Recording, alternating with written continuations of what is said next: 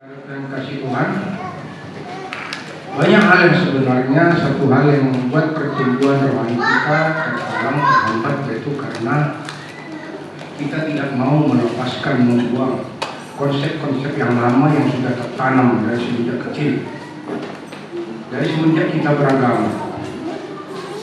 Ketika kita kecil dulu kita diajarkan, kamu itu manusia biasa. Amin. Kami itu manusia biasa, udahlah kami itu hanya seperti itu, tidak lebih seperti itu, manusia biasa. Ya, karena kita diajarkan manusia biasa, kita menganggap diri kita itu biasa-biasa. Bahkan ada di dalam kehidupan kita bergereja, berjamaah, kita diajarkan juga konsep-konsep gereja, yaitu ketika kita memuji Tuhan, menyembah Tuhan, kita banyak diam.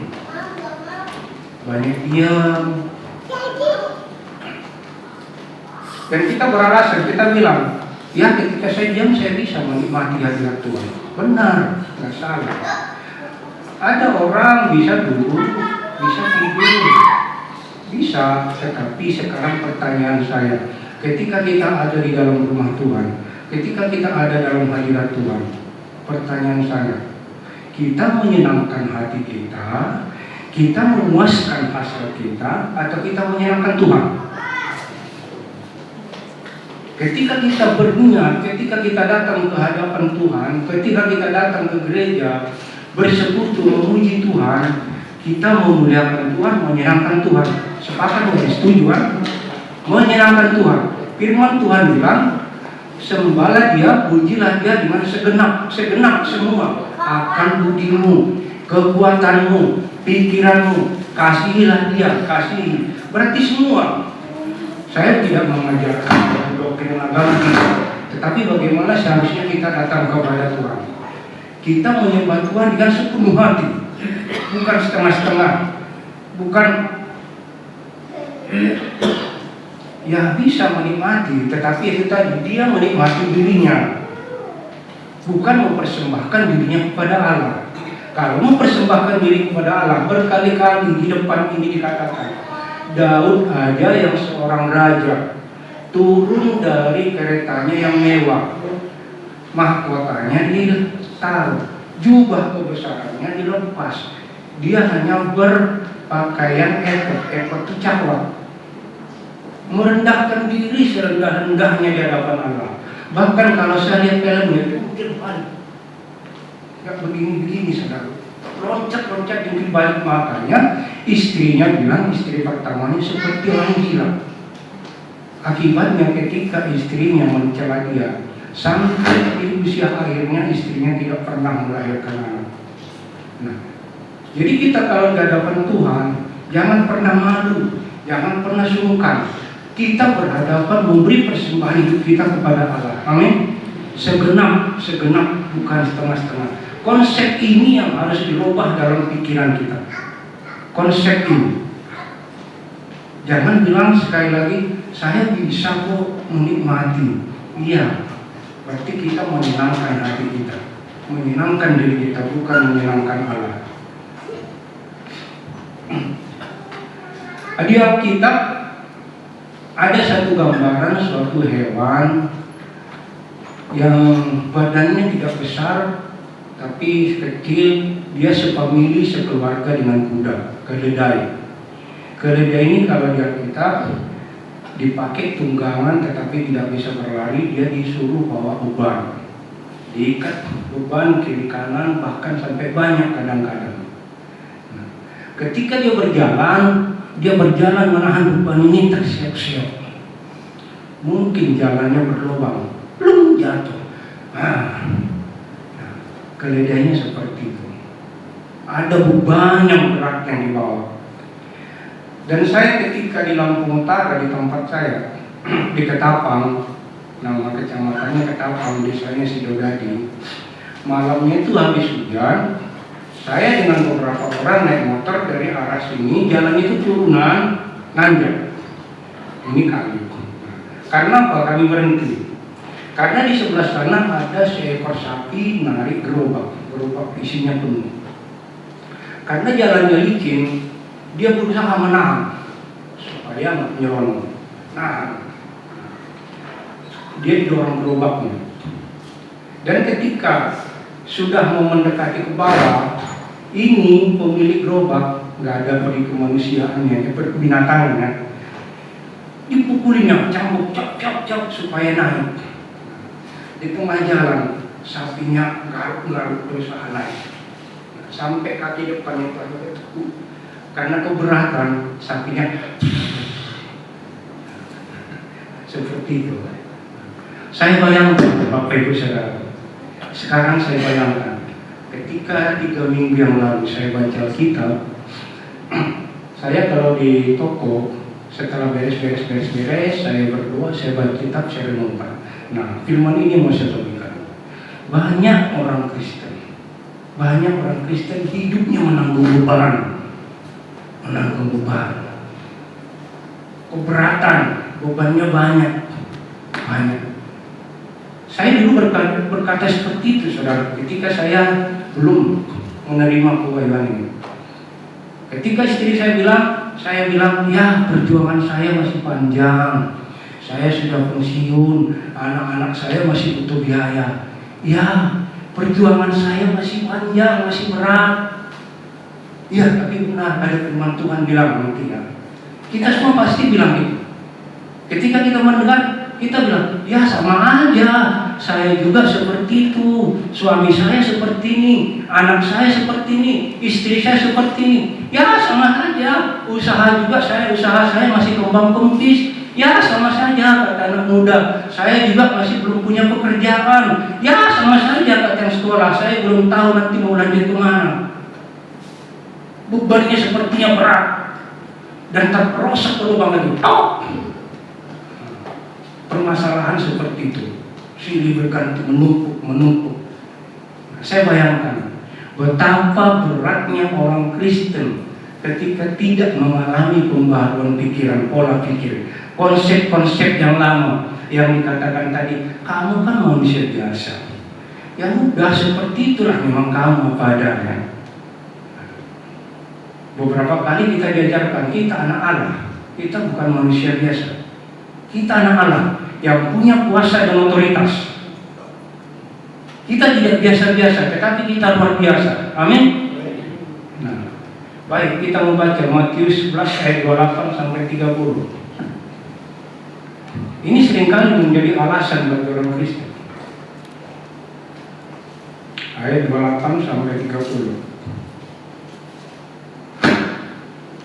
Saya bacakan. Marilah kepadaku semua yang letih, lesu dan berbeban berat, aku akan memberi kelegaan kepadamu. Ketika kita berkata-kata, ya perjuangan saya berat, ya saya masih melakukan, masih mau butuh ini, mau butuh itu, tetapi bersyukur, saya datang kepada Yesus, kepada Tuhan. Nah, bersyukurnya ini bersyukur apa, saudara? Bersyukur supaya seperti dianggap seorang yang rohani, yang tidak cengeng kah? Atau memang sudah mengalami kemenangan. Ketika Yesus dan murid-muridnya ada di dalam perahu, ombak badai datang. Apa murid-muridnya bilang? Bersyukur, hore. Gendeng. Murid-muridnya ketakutan. Nah, demikian juga kita. Ketika kita naik motor di tengah hutan, bawa barang, beban, kempes. Puji Tuhan, hanya kempes. Nanti saya dorong motor ini sampai keluar. Diposting lagi, dibikin status. Bersyukur motor saya kempes. Padahal firman Allah bilang, Allah tidak pernah mencoba. Allah tidak pernah memberikan kesusahan. Loh, jadi bersyukur bagaimana? Dibilang bersyukur dalam segala hal. Bersyukur kalau kita sudah sampai ke tujuan dengan tidak mengalami apa-apa, dengan penuh kemenangan. Itulah bersyukur. Ketika ombak ini diredakan sama Yesus, baru sampai di ujung, sampai di pantai, baru murid-murid bisa berkata, puji Tuhan, kami bersama Yesus. Demikian juga kita. Nah, orang Kristen banyak berkata seperti ini, ya Yesus memberi kelegaan, Allah memberi kelegaan, tetapi bebannya masih di sini, kebongkok-bongkok seperti sapi. Dan akhirnya ketika terbentur suatu masalah yang berat, emang capek hidup ini.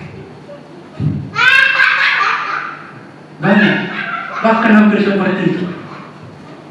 Ayat yang 24, pikullah yang kupasang dan belajarlah kepadaku, karena aku lemah lembut dan rendah hati. 29. Karena aku lemah lembut dan rendah hati, dan jiwamu akan mendapat ketenangan. Sebab kuk yang kupasang itu enak dan bebanku pun ringan. Benarkah saudara kita sudah melepaskan segala permasalahan kita kepada Yesus, atau kita masih bawa? Di mulut kita bilang aku serahkan, tetapi di mulut kita bawa. Pikiran kita masih menanggung beban itu. Nah, besok apa lagi ya? Berarti belum berkemenangan. Belum berkemenangan. Masih seperti kedua hewan tadi. Keledai yang bawa beban berat, atau sapi yang nanjak ngais-ngais di tengah jalan begitu beratnya bebannya. Kita bilang, puji Tuhan, capek. Terakhirnya capek.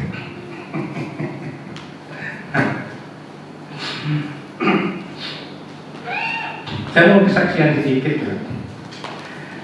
Setelah saya baca ini hari Senin, Rabunya 3 minggu yang lalu, Rabunya saya seperti biasa. Saya penyembahan. Kalau penyembahan ada orang datang, saya layani, tetapi hati saya tetap menyembah.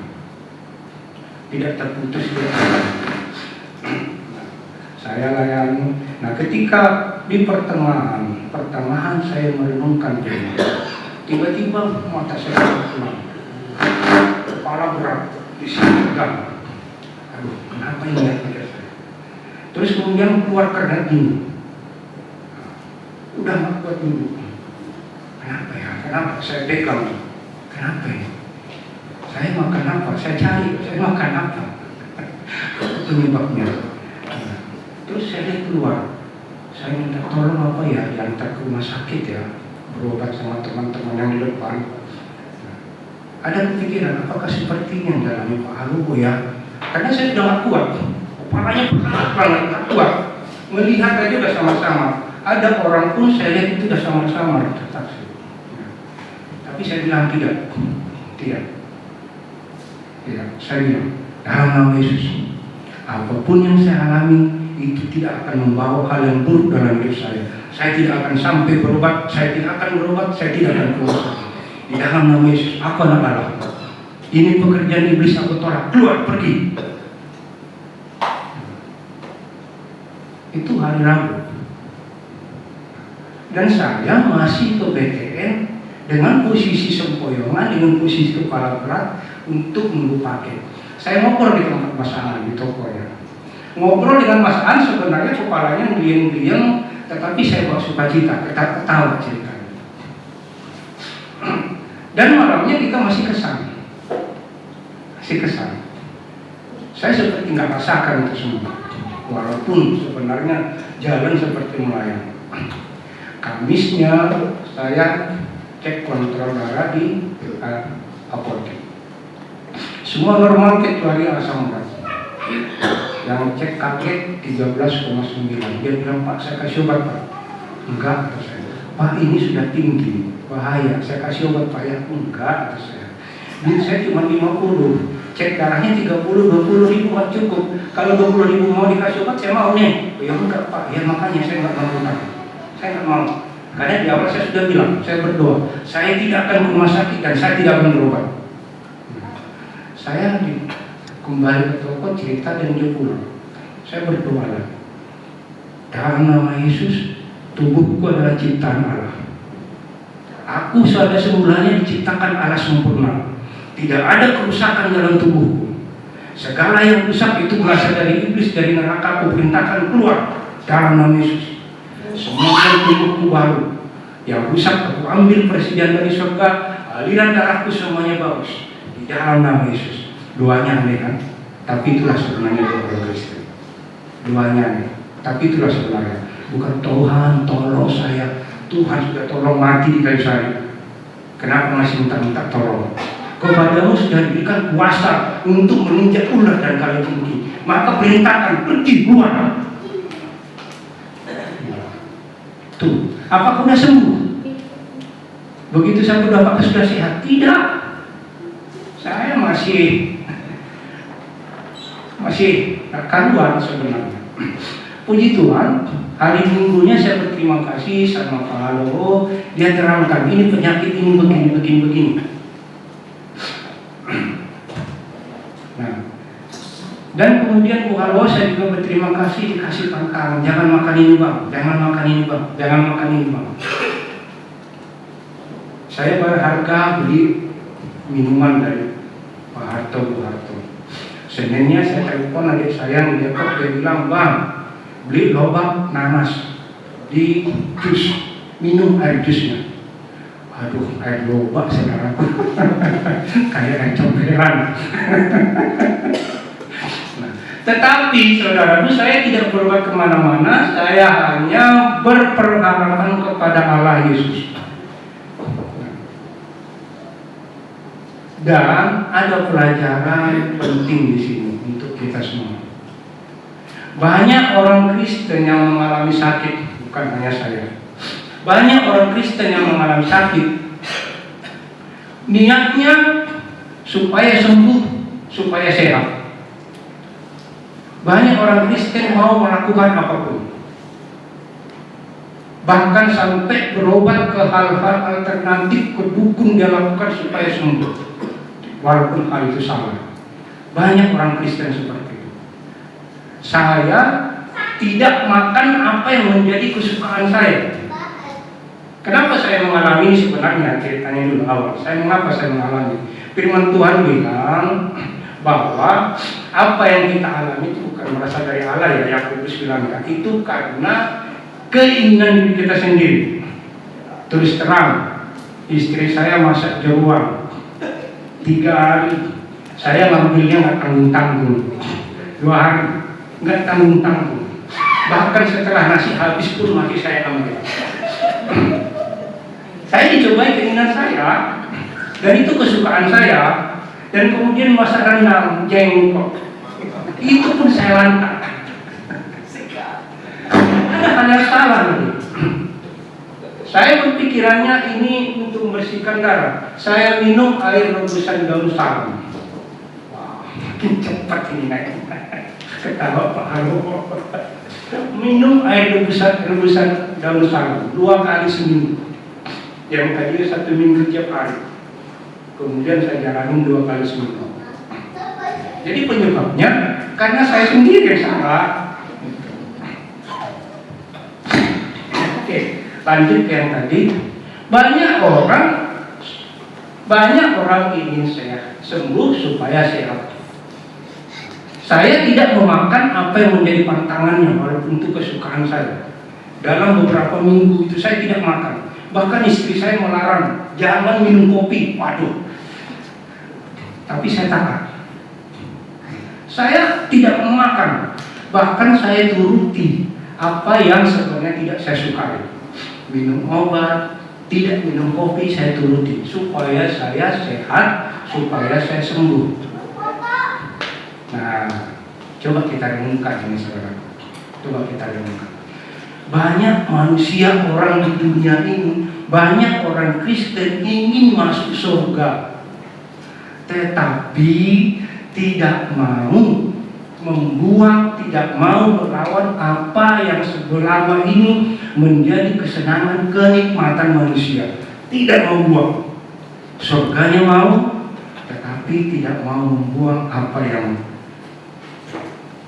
kesenangan, kenikmatan manusia di dunia. Banyak orang ingin masuk surga, tetapi tidak mau taat akan firman Tuhan. Apa bisa? Nah, ini pertanyaan kita. Kalau saya tetap makan, pantangan-pantangannya pasti fatal, ya kan? Pasti fatal. Kalau orang Kristen tetap melakukan hal-hal yang tidak baik, yang tidak benar, saudara bisa katakan pasti bagaimana. Jadi ini suatu pelajaran. kita ingin, banyak orang ingin masuk surga, berarti matikan segala keduniawian, matikan segala kemanusiaan, matikan segala keinginan daging, matikan. Tidak boleh nanti, tidak boleh ketika sudah mati dulu baru bertobat, tidak ada artinya. Sekarang, apa yang menjadi kesenangan, apa yang menjadi hak kalian duniawi, berbohong, mencuri, itu menjadi kesenangan duniawi, malas dan lain sebagainya. Gak usah dulu yang besar-besar, yang lihat lima, gak usah dulu. Hal-hal yang kecil itu harus matikan, harus buang. Amin. Saya janji tadi sama Mas Rangga, saya bilang khotbahnya gak panjang kan. Karena dia bilang, Bang, pujian penyembahan ini gak panjang. Iya, khotbah ini gak panjang kan. Nah, yang kedua, coba kita buka Markus 16 ayat 4.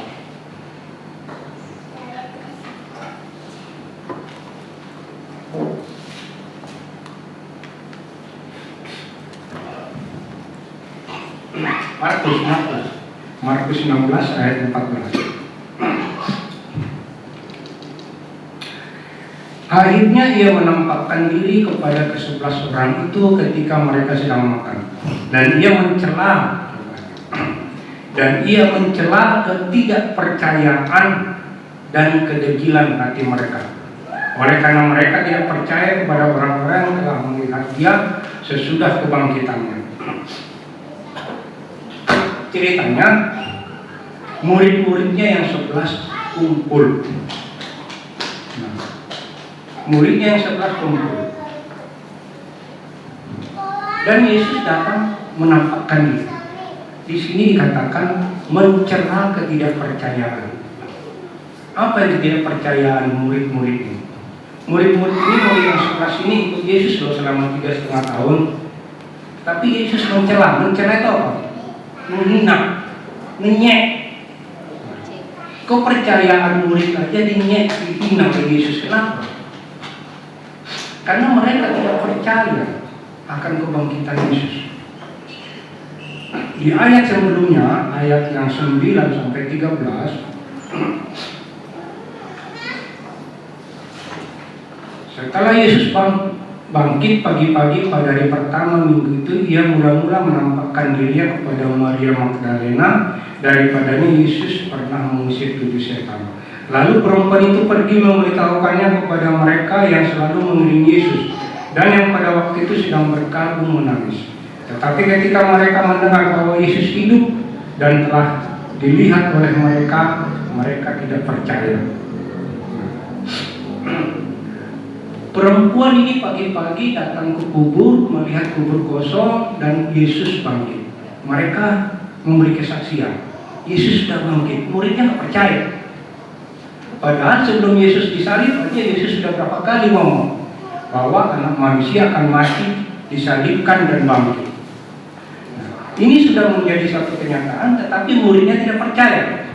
Dan yang kedua, sesudah itu ia menampakkan diri dalam rupa yang lain kepada 2 orang dari mereka ketika keduanya dalam perjalanan keluar kota. Umpamanya dulu nggak ada motor, nggak ada mobil, dari Bandara pun jalan kaki ke Tanjung Ano berdua, saya sama Rangga. Ketika itu Yesus datang, kami tidak menyadari bahwa itu Yesus. Dan ketika itu kami bersaksi di depan jemaat, kami bilang Yesus sudah bangkit. Oh iyo. Dan kemudian ketika Yesus datang berkunjung, Yesus mencela, menghina. Karena apa? Tidak percaya akan firman. Saya mau bilang saudara, kalau percaya kita hanya percaya Yesus itu Tuhan, Yesus itu juru selamat, Yesus itu penebus, Yesus itu yang memberikan keselamatan, iblis saja percaya. Setan itu percaya. Karena iblis bilang, Yesus aku kenal, Paulus aku tahu, ada tertulis. Nah, kalau kita hanya sekedar seperti itu, iblis pun percaya. Nah, kenapa? Karena kita kurang mempercayai akan firman. Firman yang disampaikan kalau itu menyinggung, tapi kalau itu menyenangkan seperti stand up comedy, itu firman harus kita pegang, kita praktekkan. Firman dengar, tangkap, renungkan, hidupi, perkatakan. Inilah makanya Yesus mencela ke-11 muridnya. Jadi bukan hanya sekedar firman itu diketahui, tetapi dihidupi, diperkatakan.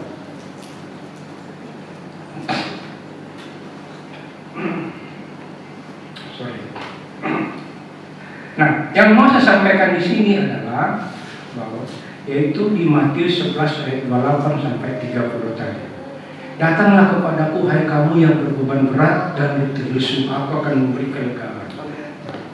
Jadi kita bagaimana? Bagaimana sebenarnya? Firman adalah kebenaran yang memerdekakan. Yohanes 8 ayat 31-32. Jadi bukan hanya sekedar didengar. Ketika kita mendengar firman, ketika kita tangkap, kita renungkan, firman itu akan memerdekakan. Ayat 31 bilang, yang B, jika kamu tetap dalam firman-Ku, kamu benar-benar adalah murid. Kita murid, bukan pengikut. Pengikut itu hanya ikut-ikutan. Pengikut itu kalau ada berkat akan rame-rame. Maaf. Tetapi kalau murid itu mau diajar dan diajar, mau berubah, itu murid. Maka Yesus bilang, jika kamu tetap dalam firman-Ku, kamu benar-benar adalah murid-Ku, dan kamu akan mengetahui kebenaran, dan kebenaran itu akan memerdekakan kamu. Firman ini akan memerdekakan. Firman ini akan mengubah konsep pola pikir kita yang selama ini, yang di awal tadi saya bilang, selama ini kita dikatakan kamu itu manusia biasa, cukuplah seperti itu, udah memang begitulah takdirmu, begitulah, sampai disitulah kamu.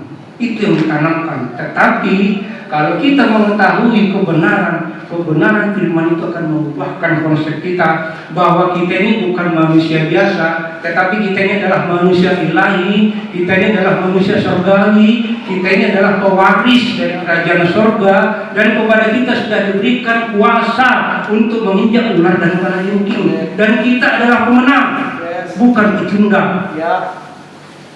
Kita pemenang. Ini yang harus diubahkan supaya kita bisa mengalami kemajuan.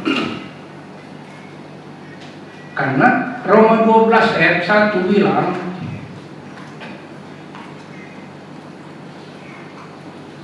karena itu saudara-saudara, demi kemurahan Allah, aku menasihatkan kamu supaya kamu mempersembahkan tubuhmu sebagai persembahan yang hidup,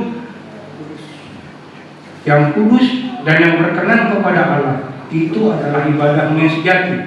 Ayat yang kedua, janganlah kamu menjadi serupa dengan dunia ini, tapi berubahlah oleh pembaharuan budimu. Budi bukan berubah jadi masalah, bukan. Budi yang dimaksud di sini adalah akal pikiran.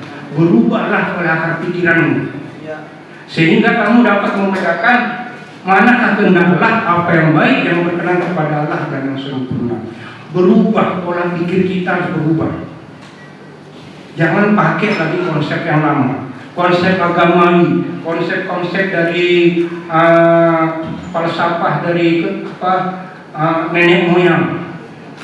Jangan pakai, tanggalkan semuanya. Kita dibilang orang aneh, yang aneh bukan kita, yang aneh adalah mereka, karena mereka tidak mengerti kebenaran. Berubah oleh pembaruan budimu. Kita harus mengalami perubahan, kita harus mengalami pembaruan, sehingga ketika kita menghadapi sesuatu dalam hidup ini, kita tidak bilang lagi, ya perjuangan saya masih panjang, ya saya masih bergumul, saya masih menggumulkan ini, saya masih ketika kerja, tetapi ya saya masih bergumul. Saya tidak tahu masa depan saya bagaimana. Saya tidak tahu anak-anak saya bagaimana.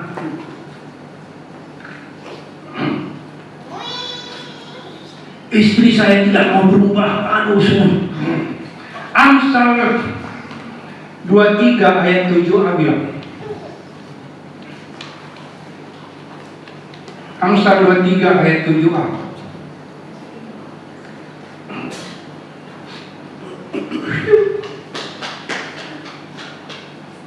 Sebab seperti orang yang membuat perhitungan dalam dirinya sendiri, demikianlah ia. Perhatikan saudara. Ketika engkau berkata, perjuangan saya masih berat, ya beratlah hidupmu. Saya tidak mengutuk, ini firman Tuhan. Sebab seperti orang yang membuat perhitungan dalam dirinya sendiri, demikianlah ia. Nggak tahu masa depan saya bagaimana. Ya begitulah jadinya masa depannya sama-sama sabu-sabu, satu buta satu orang. Ya tidak tahu ini saya mau bekerja di mana. Ya, dan itulah yang terjadi, saudara.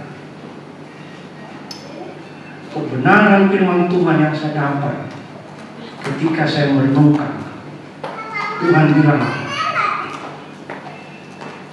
bukan lagi perjuangan, kita tidak mengalami perjuangan, tetapi yang Tuhan katakan adalah perjalanan hidup saya bersama Yesus sepanjang hari akan mengalami mujizat. Amin.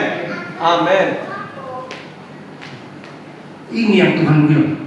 Perjalanan hidup saya ketika saya melakukan ini akan ada tanda-tanda heran. Yes. Perjalanan hidup saya sempat bersama Yesus ada kemenangan. Amin. Aku menikmati perjalanan hidupku dengan kuasa dan otoritas dari Allah. Yes. Terbuka saudara bilang, berubah. Jangan bilang lagi perjuangan, tetapi perjalanan hidup bersama Yesus. Yes. Saya sering kalau ke Bandarjaya, saya tidak bilang, aduh capek Bandarjaya, tidak. Panas-panas. Perjalanan saya bersama Yesus hari ini ke Bandarjaya penuh dengan penyertaan Allah. Aku akan melihat jalan lurus dan jalan ke belakang. Perjalanan hidup saya bolak-balik. Nah, ini yang harus kita katakan. Jangan katakan lagi perjuangan hidup saya. Ya tidak tahu masa depannya bagaimana. Saya masih belum punya ini, saya masih belum punya itu. Ya tapi bersyukurlah. Bersyukurlah, kan firman Tuhan bilang, datanglah kepadaku yang bertimbul beban berat. Ya datang kepada Allah, tetapi bebannya masih di sini, berbeban. Datang kepada Allah, tetapi ketika engkau berkata, aku menikmati perjalanan hidupku bersama Yesus, bebanmu akan tertambah. Amin.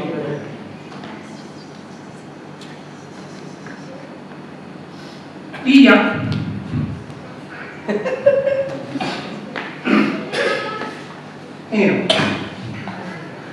Bapak Ibu, ketika Indonesia di tahun 45 dijajah oleh Jepang, dan waktu itu Jepang sudah dibom oleh sekutu Nagasaki dan Hiroshima, tahu semua ceritanya kan? Tapi karena keterbatasan media, keterbatasan komunikasi, waktu itu Jepang yang ada di Papua sana mereka masih berkuasa karena keterbatasan. Saya mau tanya, enak mana pemerintah Indonesia bawa pasukan besar untuk berperang memerangi Jepang, atau dengan berkata, Jepang, kau sudah kalah, negara kami sudah merdeka, kau sekarang sudah takluk. Enak mana? Berkata-kata kan. Kenapa kita masih berjuang? Kenapa kita masih bilang anakku susah banget? Tapi kenapa tidak bilang aku nikmati hidupku bersama Yesus, aku akan melihat perubahan anakku, aku akan melihat perubahan istriku, aku akan melihat perubahan suamiku, dan kami sekeluarga akan mencintai Allah. Aku nikmati.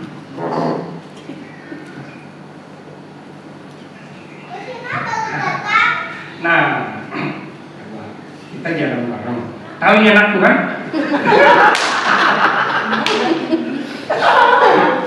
Bayangkan saudara, Sampai kecil. Abang adik. adik, makanya saya bilang gitu. Kalau dia, bayangkan dia bawa beban banyak, kiri kanan banyak, di punggung, di pundak, di tangan banyak, bebannya berat. Jalan. Jangan ke sana. Kalau saya duduk di sini, keberatan ya? Berat. Belum berat, Jan. Keberatan kan? Nah, coba ini lagi. Ketika dia bawa beban berat, saya sebagai seorang ayah, mungkinkah saya bawa semua barangnya? Ya, pasti saya bawa kan? Iya. Dia bawa mungkin sedikit. Saya tanggung. Saya tanggung bebannya. Dan akhirnya dia bilang apa? Bersama ayah enak ya? Yang iya kan? Bersama ayah enak ya? Enak jalannya. Nah, tapi ketika dia berjalan sama Mul paling sini saya ambil satu. Ya kan? Pasti itu mulai. Ngapain bawa dia beban dia semua? Saya bawa satu. Dan dia tetap keberatan. Nah, bersama Yesus aku melakukan perkara besar. Oke, makasih. Jadi Bapak Ibu Saudaraku, pola pikirnya sekarang diubah. Firman Tuhan yang didengar, tangkap, renungkan, hidupi dengan perkatakan.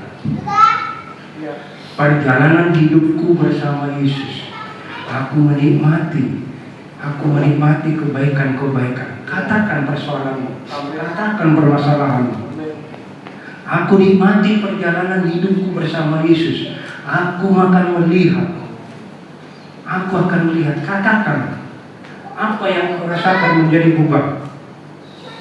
Maka firman Tuhan yang bilang, datanglah kepadaku yang letih lesu berbeban berat. Bukan hanya sekedar tulisan, bukan hanya sekedar dibacakan, tetapi sungguh-sungguh datang kepada Yesus. Amin. Amin. Baik, saya mau kita sama-sama katakan yang mau ngomong, yang mau berdiri, yang dulu tidak apa. 1, 2, 3. Perjalanan hidupku bersama Yesus. Katakan masing-masing persoalan itu. Aku akan memperoleh kemenangan. Perjalanan hidupku bersama Yesus. Keluargaku akan mencintai Allah. Aku menikmati perjalanan hidupku bersama Yesus, dipenuhi kuasa dan otoritasnya, sehingga aku menjadi pemenang, lebih dari pemenang.